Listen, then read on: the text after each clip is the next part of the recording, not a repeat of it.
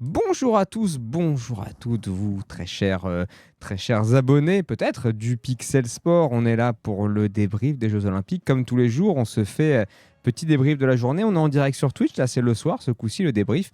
Et on va regarder un petit peu ce qui s'est passé dans la journée. On va, hum, on va un petit peu passer sur les performances que j'ai retenues, comme tous les jours, et se projeter un petit peu dans la journée de demain. Si vous prenez le replay, vous c'est la journée d'aujourd'hui, puisque vous l'avez le matin au réveil. Donc aujourd'hui, c'est passé deux, trois trucs. Alors, clairement, on est sur une fin de JO où on est beaucoup dicté par les sport co, parce qu'on est bon en sport co en France. Donc, il y en a beaucoup qui sont là en quart ou demi-finale. Il y a des stades de compétition différents. Donc, on regarde beaucoup ça.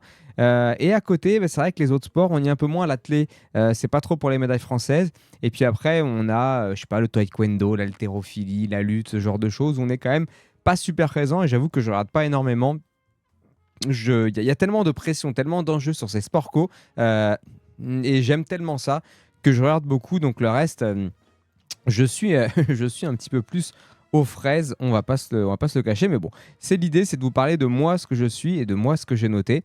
On va parcourir comme d'habitude les petites rubriques habituelles. On va commencer avec la perf du jour, et après alors on n'aura pas le coup de cœur des enfants comme d'habitude. Je suis pas avec les enfants, mais on aura un petit débat que j'aimerais vous lancer. Sur lequel j'aimerais vous lancer, j'ai déjà mis un sondage sur Twitch sur les handballeurs. Est-ce qu'on est sur une faute professionnelle?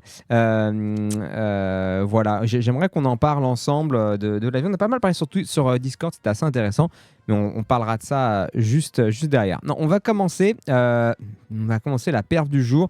Écoutez, c'est assez frais, ça vient de se finir il y a une demi-heure. C'est le volley masculin, demi-finale. Et écoutez, les volleyeurs étaient arrivés, on avait dit oui, ils sont peut-être moins forts qu'il y a 4 ans, enfin qu'il y a 3 ans. Faut voir. Bon, phase de réparation, phase de poule, pardon. C'est classique, deux victoires, une défaite. Bon, pourquoi pas. Et quart de finale contre les Allemands. Et là, on est mené 2-7-0. On se fait marcher par les Allemands quand on voit des gros parpaings en smash, en service. On commence à se dire, ah, peut-être un petit peu court. Et ça revient au mental, comme c'était revenu contre les Serbes sur le dernier match de poule. Mais derrière, pas comme contre les Serbes, on a réussi à arracher le dernier set et on a vu la force de caractère qu'a cette équipe, l'expérience de Simone Time, et c'était assez impressionnant. Et là, on jouait encore un niveau au-dessus avec l'Italie, championne du monde en titre, toujours une bonne nation. Et écoutez, on leur a juste roulé dessus. C'est un 3-7-0, en plus assez propre, quoi. C'est du 25-21, 25-20 et peut-être 25-22 le dernier. J'avoue, les derniers points, j'étais pas tellement persuadé qu'on avait gagné que j'ai un peu fait autre chose et j'ai vu qu'il y a eu 2-3 points de remontée derrière. Mais voilà, alors c'est rigolo, ils sont coachés par Andrea Gianni, donc un Italien, toujours particulier d'entraîner une équipe et de jouer, et de jouer contre son équipe de passeport. En face. Le premier set tout en contrôle, vraiment bien propre. Et le deuxième set était un petit peu plus foufou, on démarre très bien.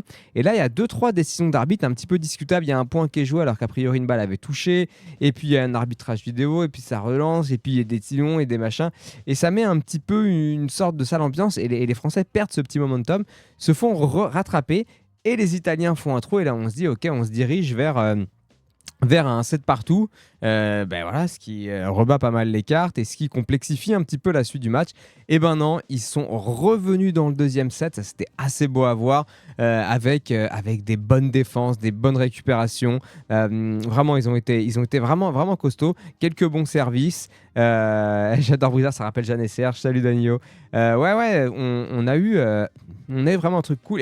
Et moi j'aime vraiment bien voir le volley, je crois que j'en avais parlé l'autre fois, mais je trouve que comment les points sont découpés, comment ça évolue dans le score, c'est vraiment intéressant. C'est-à-dire ce côté, quand vous marquez un point, vous récupérez le service, et sur votre service, c'est un petit peu plus compliqué de marquer des points parce que vous êtes pas le premier attaquant, vous faites pas assez d'écart en général, vous mettez pas assez en difficulté les adversaires, et c'est plutôt eux qui attaquent en premier. Donc c'est à vous de faire une bonne première défense. Et on a une alternance comme ça à chaque fois, un petit peu comme si au tennis, vous aviez un service chacun, et il n'y a pas d'histoire de jeu, de set, etc.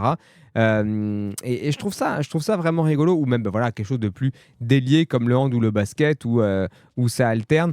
Mais enfin, les possessions alternent en fonction pour faire des défenses. Je trouve vraiment que l'évolution du score et la dramaturgie que ça apporte, en fait, on est vraiment sur des points. À un moment, si on a 3-4 points d'avance, on a vraiment un gros ascendant sur l'adversaire. Et pour s'en sortir, il faut vraiment faire plusieurs bonnes séquences défensives d'affilée qui coûtent énormément et qui sont vraiment pas simples à faire. Là où au basket, si vous avez 2 possessions ou 3 possessions de retard, faire 3 stops d'affilée, c'est difficile, hein, mais c'est possible. Je veux dire, on peut mettre en difficulté. Là, à un moment, s'il y a une bonne attaque, si c'est bien construit en face, bon, bah, les services, ils vous éclatent, les smash, ils vous éclatent la face, c'est terminé. Donc il y a vraiment une dramaturgie de chacun des points. Et quand il y a un momentum comme ça, et ça crie beaucoup, ah ouais, on est vraiment transporté. Et c'est hyper plaisant à regarder, il se passe toujours quelque chose. Je passe vraiment des bons moments à se demander pourquoi, bah, peut-être parce que c'est pas diffusé, non, quoi que si, ça se trouve c'est diffusé, mais pourquoi pas en regarder un petit peu plus régulièrement sur des championnats du monde ou quoi. C'est pas si long que ça les matchs, un petit peu quand même. Enfin, je veux dire, c'est pas, voilà, par rapport au basket, c'est pas forcément que ça soit plus long, mais voilà, quand on n'est pas expert, c'est un peu plus long à regarder. Mais franchement, les matchs se consomment bien. J'ai regardé le États-Unis-Pologne, là, je l'ai maté un petit peu aussi. On rencontrera les Polonais en finale. Mais franchement, voilà, super moment à passer. Les quelques matchs de hand que j'ai pu voir pendant ces JO, j'ai vraiment passé de très bons moments. Ça m'a rappelé que j'avais passé des très bons moments il y a 3 ans. Donc voilà, et puis voilà. Donc troisième set, on leur a vraiment mis la tête sous l'eau. On a enfoncé le clou et il n'y avait plus personne et on était en feu. Ça chantait la Marseillaise dans le public. Enfin, c'était vraiment incroyable. Super moment. Super moment ce volley et énorme perf de nos volleyeurs. Sur l'équipe 21, souvent diffusé, ok. Après, c'est comme je t'ai dit, etc. Des sports qui peuvent sembler très répétitifs à regarder. Ouais, c'est vrai que le tennis, j'en suis un peu revenu. Moi, je le regarde encore régulièrement. Mais avant, je suivais vraiment beaucoup et je mettais beaucoup de tennis. Et à un moment, bon, oui, effectivement, plutôt répétitif. Plutôt répétitif. Enfin voilà, donc en tout cas, bon petit match et du coup une finale, du coup nouvelle médaille et potentiellement un titre.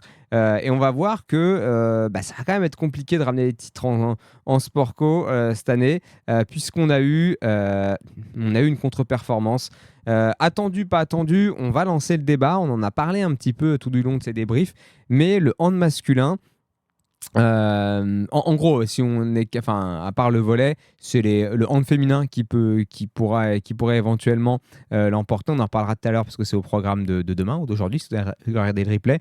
Mais voilà, c'est celles qui ont une chance. En basket, les Américains, c'est trop fort. Ça sert à rien d'espérer. Mais bref, donc le hand masculin, on va en parler. On avait dit que voilà, très mauvaise phase de poule. On se demandait un petit peu ce qu'ils allaient être capables de nous proposer, l'intensité. Ah ouais, j'avoue, le foot, j'avais oublié. J'avais oublié. On se demandait si vraiment on pouvait espérer avoir un réveil des Français. Et on l'a eu. On l'a eu, ce réveil des Français. Entame de match sérieuse, bon contrôle. Voilà, les Allemands parfois qui revenaient un petit peu, on refaisait l'écart. Un gardien stratosphérique, Vincent Gérard, pour son peut-être dernier match en équipe de France. C'était le plan au début. Est-ce que ça va durer? Parce qu'il est à quasi 50% d'arrêt. Je crois qu'il y a 25 arrêts dans le match, mais c'est un truc de fou. Alors, il y a eu les prolongations, ok, mais même avant ça, il avait des stats incroyables. Donc, il nous tient dans le match, on attaque bien et on bascule à la mi-temps à 17-14, il me semble, et on fait un début de deuxième mi-temps vraiment bon. Je crois qu'on passe à 20-14 ou quelque chose comme ça. Enfin, il y a un moment, on a 5-6 buts d'avance à la louche. Les Allemands font un petit rapproché. Ils se mettent à 2-3 buts mais on se met à douter. On se met à douter parce que pas beaucoup de changements dans l'équipe. Voilà, ça tourne pas. On les sent fatigués, on les sent moins précis, moins de système en attaque, un peu moins à savoir quoi faire. L'étirement tranchant, le gardien en face qui se réveille. Et on a peur. On a clairement peur. Ça revient. Et puis là, à 4-5 minutes de la fin, on reprend nos 2 ou 3 buts d'avance. Enfin, on oscille autour des 2 buts d'avance. Donc, le petit matelas qui va bien. Et puis, on se met à discuter. À la maison, à regarder quand est-ce que c'est bon, comme hier quand il y avait le basket. Bon, si on est à plus 7 à 30 secondes de la fin, c'est bon. Bah, combien il faut être? Moi, je dis plus 2 à 1:30 de la fin. À 1:30, peut-être pas, mais plus 2 à 1 minute de la fin, normalement, c'est bon. Parce que plus 2 sans la possession, j'entends. C'est-à-dire qu'ils ont la possession. Potentiellement, ils marquent en 10-15 secondes. on la récupère, on peut faire tourner pendant 30-45 secondes. Donc on se dit qu'une minute sans la possession, 2 buts d'écart, au pire on fait nul en fait, c'est ça. Donc on peut pas perdre à ce moment-là. Donc on se dit ça, donc on approche le money time et tout. Je crois qu'on est à 3 buts à 2 minutes, ils en mettent un, on est pas mal. On foire un peu nos attaques, des petits ballons perdus gênants. Et puis on arrive au fameux 1 minute, 2 buts d'écart. Normalement tout va bien. Et là, il s'est passé des petites choses un peu surréalistes. Les Allemands vont marquer. Je crois qu'on va reprendre la balle. On va remarquer. Et non, voilà, pas ça. Non, on va 45 secondes de but d'avance. Pardon, c'est ça. Excusez-moi. Et là, les Allemands les Allemands qui font tourner un petit peu la balle, qui tirent pas si vite que ça. Et c'était vraiment surprenant. Normalement, on essaie de tirer vite pour qu'en face ça joue, qu'on ait le temps de récupérer la balle ou quoi, ou de faire une interception, parce que là. En gros, ils ont tardé à faire leur tir et ils déclenchent leur dernière action. En gros, il restait autour de 15-20 secondes, je dirais. Ce qui fait qu'ils marquent un but. Voilà, on est à 15-16 secondes de la fin. Peut-être même moins que ça, peut-être même que 12-13 secondes. Hop, Vincent Gérard classique, galère un petit peu à récupérer la balle dans les filets. C'est lui qui remonte la balle jusqu'au milieu. Il reste 7 secondes et on a un but d'avance. Donc 7 secondes, un but d'avance, on est bien, on a la possession, il y a juste une mise en jeu à faire, c'est-à-dire qu'on met la balle au milieu, on la donne derrière, eux ils vont essayer de jouer l'interception, ils vont mettre la presse, mais on peut faire des grandes chandelles qui vont jusque devant pour essayer de faire quelque chose, bref, éloigner le ballon de notre en but, essayer de se faire des passes sans se faire intercepter. Peut-être jouer la faute pour que ça arrête le temps, etc. Voilà. Tenter un tir d'un peu loin qui passerait au-dessus, qui reste coincé dans les filets, enfin ce genre de choses classique, j'ai envie de dire. Je crois pas que ça existait de se faire remonter 7 secondes avec la possession. Enfin, si, certainement en championnat de France, mais là, niveau international, les gars, ils savent ce qu'ils font. Bref, ce qui est le plus surprenant, c'est pas tant ça, c'est qu'il y a eu un temps mort de demander par Guillaume Gilles, et ça, c'est questionnant parce qu'en fait, il y avait vraiment pas besoin de prendre un temps mort. Ceux qui ont besoin d'un temps mort, c'est les Allemands. Pour s'organiser, qu'est-ce qu'on fait? Est-ce qu'on presse haut? Comment on se place?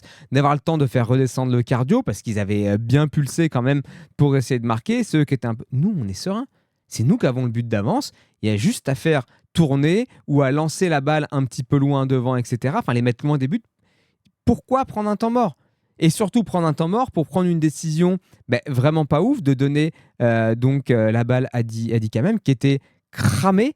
Voilà, le mec qui met 10 buts dans le match, c'est le héros du match, mais malheureusement, il se retrouve avec la balle dans les mains et il est là autour du rond central, 3 joueurs autour de lui, et plutôt que de faire une cloche ou quoi, un peu pris dans la panique. Mais comment peut-on être dans la panique quand on a pris un temps mort avant? C'est le but du temps mort, c'est de ne pas paniquer. À la limite, voilà, c'était le seul intérêt qu'il aurait pu avoir, c'est de dire on gère proprement la possession qu'on va avoir ensuite, et c'est absolument pas ce qui a été fait. Interception des Allemands qui redonne vite la balle devant. Vincent Gérard était un peu haut pour essayer d'aider sur la remise en jeu, de proposer une solution. Du coup, il se retrouve un peu sur le couloir. But entre les jambes et match nul, prolongation.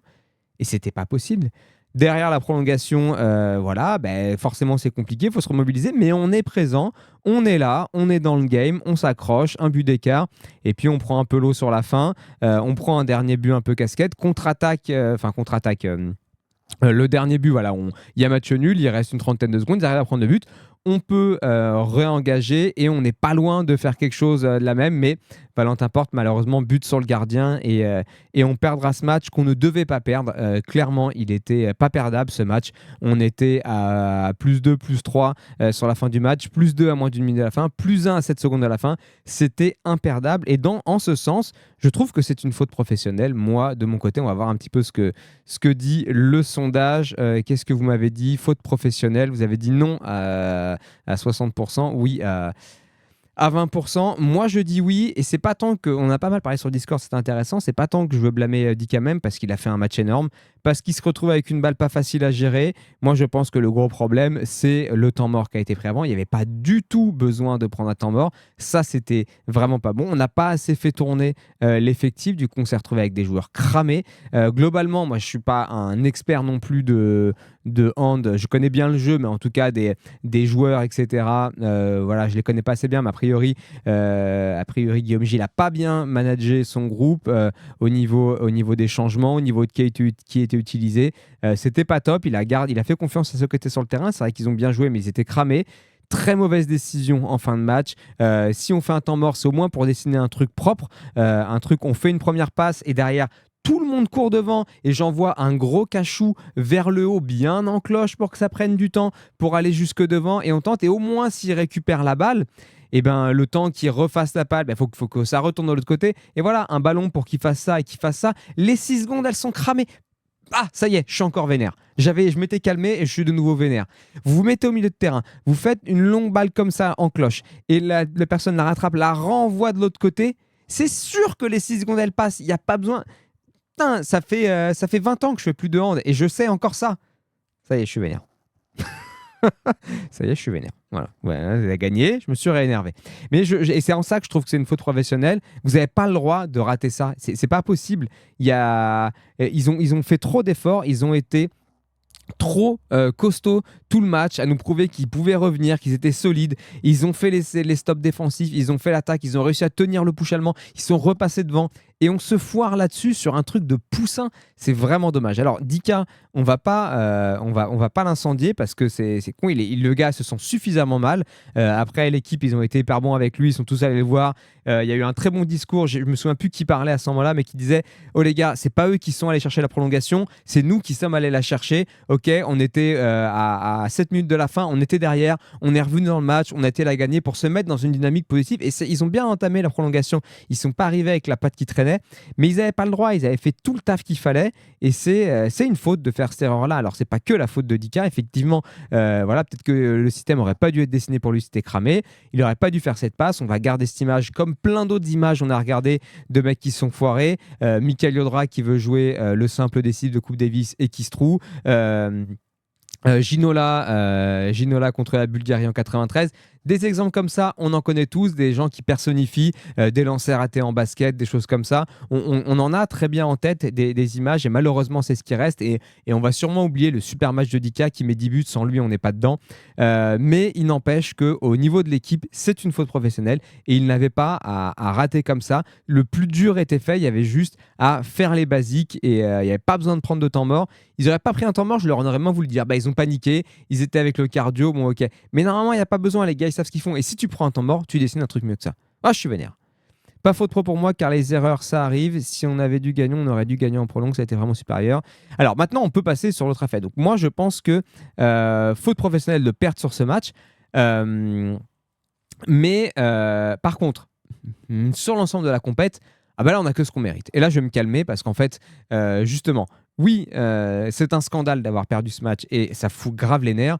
Sur la compète, on ne mérite pas. On est cata en poule, on gagne des matchs ric-rac. Ce match contre l'Allemagne, clairement, les deux équipes se valent. On fait une cagade à la fin, ça arrive, mais on est de même niveau. Ils gèrent mieux la prolongation que nous. Voilà, ça joue sur les détails. J'ai été voir les autres matchs, il en reste encore un dans les quarts de finale. Il y a une autre prolongation sur un autre match. Attendez, je me suis mis ça dans mes petites notes. Espagne-Égypte, ça a été aux prolongations, l'Espagne a gagné. Danemark-Suède, le Danemark gagne d'un but la Suède. Donc voilà, on est sur des matchs serrés. On est sur... Il n'y a pas de son, il n'y a pas de musique là depuis tout à l'heure. Ça s'est arrêté complètement. Ok, je remets la musique. On a eu clairement des matchs serrés. Voilà, les équipes se valent, donc ça se joue à des détails. Donc voilà, la défaite fait partie du sport. Mais je trouve que cet élément-là, vous n'avez pas le droit de... Je trouve qu'ils n'ont pas le droit de rater. Et derrière, évidemment que voilà, sur la compète, on ne mérite pas, entre guillemets, même si cette notion de mérite est très subjective et j'adhère pas trop à ça. Parce que voilà, on a fait un bon match et on gagne et on s'en fout de ce qu'on a fait avant. C'est les matchs à élimination directe. Mais voilà, en tout cas, malheureusement, ça fait une triste fin pour Karabatic. Dernier match, palmarès énorme, triple champion olympique, quadruple champion du monde, tout quintuple peut-être. Enfin bref, palmarès sont comme le bras, GOAT du hand français. Il part là-dessus, c'est un peu dommage. On aurait préféré sur une médaille, sur des matchs à enjeu de finale, enfin de médaille, pardon, mais C'est comme ça, c'est comme ça. En tout cas, j'étais bien vénère pendant un bon moment. Voilà, mais enchaînons avec plutôt belle histoire. Je ne sais pas si c'est la belle histoire, mais en tout cas, on a eu une très belle victoire du basket féminin contre l'Allemagne. On a été solide, on leur a vite mis la tête sous l'eau. On a une Marine Johannes qui a été extraordinaire. On a une Rupert qui a été énorme en défense. Il y a une action, elle fait 3 comptes d'affilée. Bam, bam, bam, propre sur le ballon, touche pas les mains. Voilà, superbe défense. Troisième quart, un petit peu compliqué. Fin de dernier quart où on avait plus 15, on s'est retrouvé à faire pas un money time, mais elles sont revenues à 9 à un moment, on s'est demi-fait peur. Mais Marine Johannes, c'est juste trop fort. Il y a eu des shoots clutch, il y a eu une super défense. Donc vraiment, on a contrôlé, c'était très propre, on s'est pas fait peur, jamais. Demi-finale contre la Belgique, c'est à notre portée et il va falloir le prendre parce que de l'autre côté, ça risque d'être un Australie-États-Unis et que ce soit l'une ou l'autre, ça va être très compliqué. Que ce soit en finale États-Unis, ça va être horrible et la petite finale contre l'Australie, il faudra aller la chercher. Donc, vaut mieux le gagner celui-là pour s'assurer une médaille et un affrontement face aux États-Unis pour pourquoi pas un exploit, mais c'est vrai qu'ils sont au-dessus. Mais les Belges, c'est solide, il manque leur meilleure joueuse, il me semble bien. Donc, va falloir être sérieuse. Elles ont mis plus 13 à l'Espagne quand même. Donc, pendant que nous, on a mis plus 13 ou pas loin aux Allemandes. Donc, gros match vendredi. On va vraiment suivre ça de près parce que c'est une des meilleures chances avec le hand féminin. C'est une des bonnes chances d'aller en finale. De nouveau d'un tournoi olympique en sport co. Et ça fait bien, bien plaisir. Ok, je peux vous parler de 3 petites autres choses qui sont passées aujourd'hui que j'ai notées. Pareil, assez frais. La finale du 400 mètres était ouf. On a 5 personnes sous les 44 secondes, sachant que leur record est en 43,06, ça cause. Les 5 premiers, la 4e meilleure perf de l'histoire pour Quincy Hall, le finaliste. Et quelle ligne droite! Une ligne droite à la mère Craquille, on va dire, en tant que Français. Mais vraiment, il démarre la ligne droite, il est 3 ou 4e. Ça remonte, ça grappille, et il va jusqu'à la casse, passer devant. Donc, magnifique finale du 400. C'est les finales d'athlètes qu'on aime bien. Le ping-pong, on est passé assez facilement contre les Brésiliens.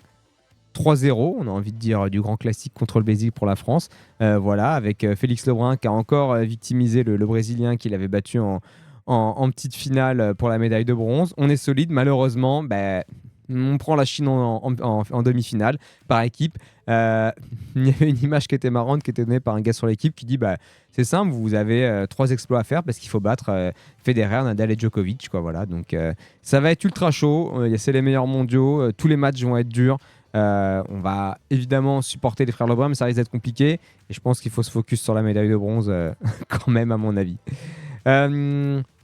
Ok, un truc plutôt cool, Duclos en finale du 400 mètres haies, qui a fait une demi-finale, mais de fou. Il avait juste devant lui Karsten Warholm, derrière lui Dos Santos, le gars plutôt bien entouré, avec quelques titres de champion olympique, champion du monde autour. Il ne s'est pas laissé démonter, il finit devant Dos Santos, il fait une superbe dernière ligne droite, vraiment bien posée, propre au niveau des passages de haies. Donc la finale c'est demain, et écoutez, on va se prendre à rêver d'une médaille, pourquoi pas, sur le 400 et lui il a annoncé qu'il voulait faire ça. On attend en tout cas magnifique série de Duclos et on va vraiment regarder ça. Et la dernière chose dont je voulais parler, parce que moi je suis un fan absolu.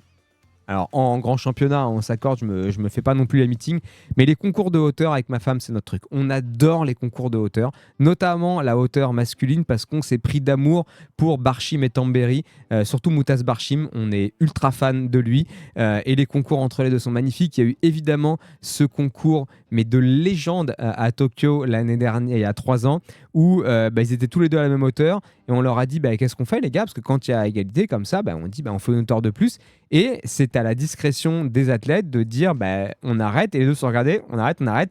Et donc en fait, en un regard qui se sont faits, les deux sont assez potes, en un regard échangé, ils sont devenus champions olympiques tous les deux, et ils étaient aux anges, ils couraient partout, c'était incroyable. Moutaz Barshim, il a une grâce infinie quand il saute, on adore ça. Tamberi, c'est un showman de ouf, je sais pas si vous connaissez cette histoire, mais Tamberi au championnat d'Europe, il fait un saut, et c'était à Rome. Déjà, voilà, ça vous place le gars. Et il a enchaîné des trucs. Il y a un de ses sauts, il a demandé à tout le monde de se taire, fait le doigt sur la bouche. Pas un bruit dans le stade. Il a fait son saut dans le silence le plus absolu. C'était une barre un peu chaude. Au moment où il passe, le stade a explosé. Je vous mens pas, j'ai encore les poils de cette sensation du stade qui exulte après un silence complet sur un saut magnifique. C'était incroyable. Il en a fait une autre, il a demandé un clapping, quoi. Et il fait un dernier, il fait un dernier saut. Et là, il se tient la jambe, il saute, il passe la barre. Et donc, il le rend champion d'Europe. Voilà, je vous rappelle, on est à 2 mois des JO. Et sorti de tapis, il se tient le tendon d'Achille. Et là, saut en hauteur, tout de suite la blessure. Il s'est fait le tendon d'Achille, il ne sera pas là au JO, catastrophe, le favori, etc. On n'est pas bien et tout. Premier réflexe, il enlève sa chaussure, on voit pas qu'est-ce qui se passe, les commentateurs, ils sont comme des dingues et tout. Et là, il enlève sa chaussure et il sort de sa chaussure des ressorts en fait, genre non mais c'est trop facile, j'avais des ressorts dans les pieds, c'est pour ça que j'ai gagné. En fait, il est pas du tout blessé, il a juste fait une énorme vanne. Et c'était mais tellement drôle, c'était tellement drôle comme il fait ça. Il le joue super bien. On est vraiment premier degré en train de croire qu'il s'est blessé. C'était fou. Falmer, faut qu'on parle de ça. T'as raison. Après, je finis sur le saut en hauteur. Et ce qui s'est passé, la demi de Sacha Zoya, malheureusement, personne en finale du 100 mètres haies. Je voulais dire ça. Il y avait du monde en 400 haies, mais personne en finale du 100 mètres haies, alors qu'on attendait un peu du monde. Et oui, ils ont fait une bascule. Sacha Zoya part, 3 secondes, bim, bascule. Ils l'ont même pas annoncé. Moi, je vais sur France 2. En fait, non, c'était sur France 5. Bah, évidemment, le temps d'y arriver, la course a été finie, quoi. Enfin bref. Cyclisme sur piste, on n'a pas fait de médaille, on s'est fait sortir en poursuite, en vitesse par équipe, en sprint masculin et en keirin. Il faudra voir Mathilde Gros est encore là pour l'écart. Pour l'écart demain, donc il faut suivre ça. Le keirin, très impressionnant à regarder, donc on va suivre ça. Donc pourquoi je vous parle de Moutaz Barchim et de Gianmarco Tamberi, c'est qu'ils ont vraiment galéré à se qualifier pour la finale. Tamberi, il avait des calculs rénaux et coliques néphrétiques 2 jours avant de venir à Paris. Donc il était hospitalisé, vraiment galère. On a senti qu'il n'était pas dedans, c'était compliqué. Et les deux ont dû tenter une barre à 2,27 m. Et le truc, c'est que Barchim, lui, crampe au mollet. On a cru pareil, ton Achille, tout ça, il était vraiment pas bien. En plus, c'était beau parce que Tamberi il est arrivé pour demander comment ça allait. Enfin, les deux prenaient soin l'un de l'autre. Donc, ils ont tous les deux échoué à taux de 27, mais ils sont qualifiés pour la finale. Donc, voilà, 3 jours de repos pour se remettre pour la finale. On va évidemment suivre ça. C'est dimanche la finale et nous, on va regarder ça avec grand intérêt parce qu'on est des gros fans de ces concours. C'est toujours plein d'intensité, on adore ça. Donc voilà. Le programme du jour, qu'est-ce qu'on va avoir aujourd'hui? Donc là, il y en a qui parlaient dans le chat, il y a pas mal de boxe avec des médailles qui jouent. J'avoue que je ne suis pas trop ça, je ne suis pas vraiment un grand fan de boxe. Le 10 km de natation, les femmes, je ne sais pas si on a... merde.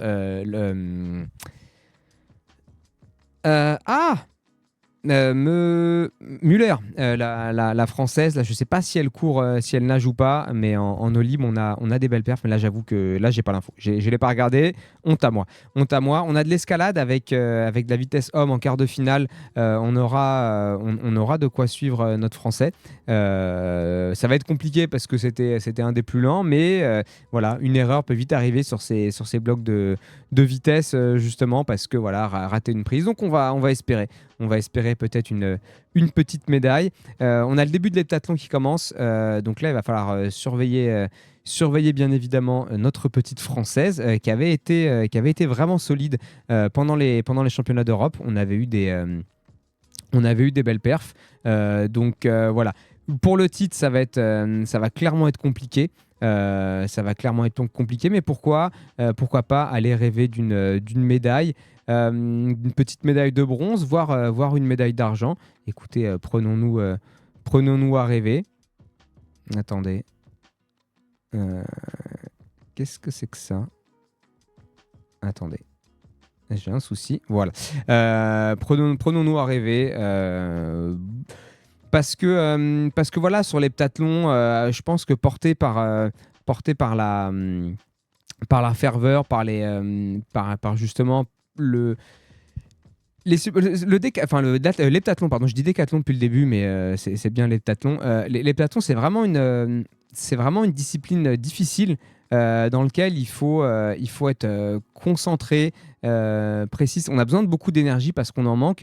Donc d'avoir comme ça un stade qui est derrière vous, qui vous pousse, qui est là au rendez-vous, parce que je pense que ouais, quand on fait de l'heptathlon, il y a vite moyen, justement quand c'est les séances du matin, d'être là tout seul dans le stade avec un peu de motivation.